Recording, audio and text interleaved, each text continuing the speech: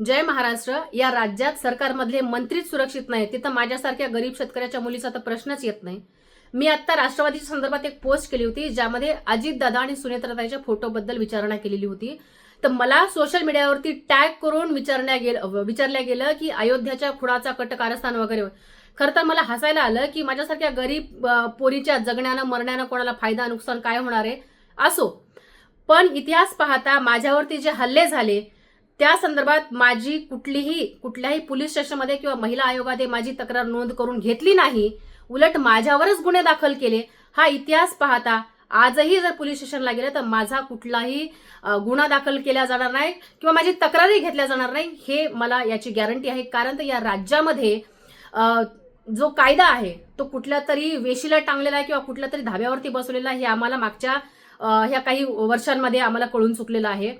खरं तर मी मरणाला घाबरत नाही, पण तुम्हा सगळ्यांना माहिती आहे आत्ताच माझे वडील गेलेले आहेत. माझ्यावरती माझ्या आईची जबाबदारी आहे, माझ्या भावाची जबाबदारी आहे. भाऊ तो स्वतःला सांभाळून घेईल, त्याचा काही प्रॉब्लेम नाही, पण माझ्या वयस्कर आईला सांभाळा. माझं जर पोस्टमध्ये म्हटल्यासारखं काही बरं वाईट झालं तर इतकीच माझ्या आप्तेष्टांना विनंती आहे, माझ्या आईला सांभाळा. बाकी मी मरणाला घाबरत नाही आणि मी खरं बोलायला पण आणि सरकारवरती आणि सरकारला प्रश्न विचारायला पण मी घाबरत नाही. तुर्तास इतकंच. जय महाराष्ट्र.